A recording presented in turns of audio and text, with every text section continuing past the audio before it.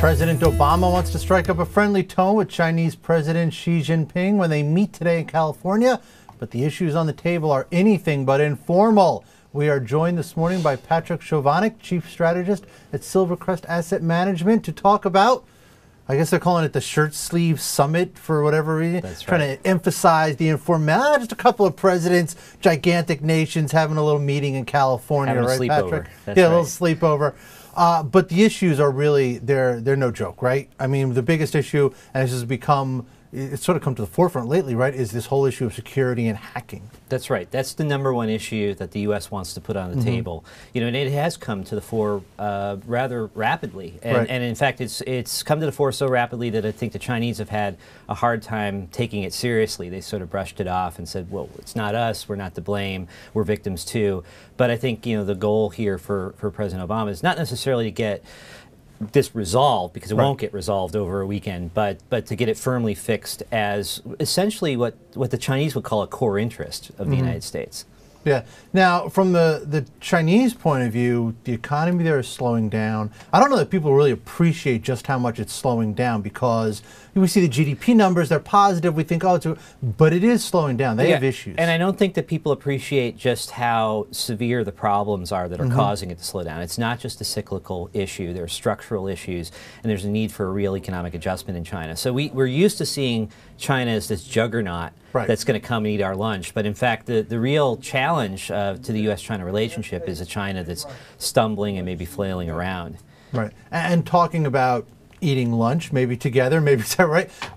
You know, look, Chinese companies want to do business with U.S. companies. U.S. companies want to do business with Chinese companies, but there's a lot of distrust. It seems like when you kind of boil it all down, there's still a lot of distrust there. Yeah, the #1 issue for the Chinese bringing to the table this weekend is the welcome mat, or lack of it, for Chinese investment in the U.S. And they're very frustrated about Huawei, in particular, has sort of been blackballed from the U.S. market for security concerns.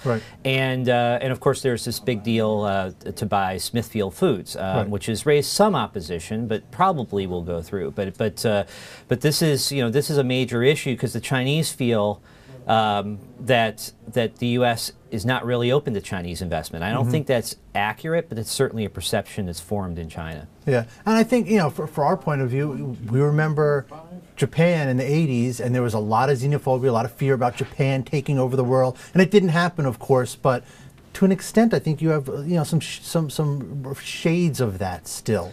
People are afraid of China. That's right, and also there's a challenge, because a lot of these companies are either actually state-owned or they are state-sponsored in some way, and so that's a model that we're not used to dealing with in the United States. Right.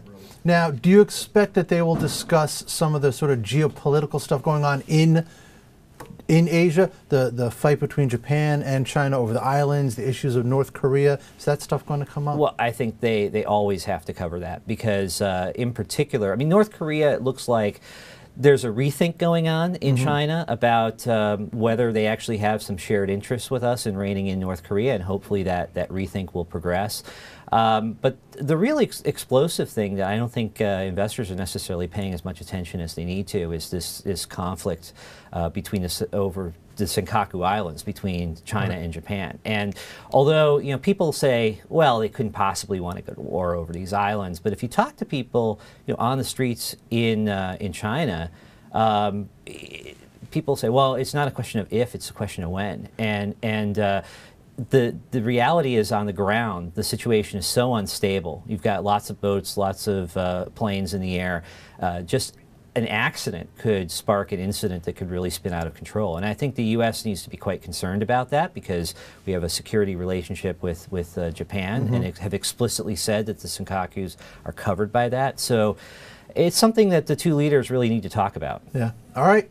Patrick, thank you very much. Good stuff. Thanks for coming in today.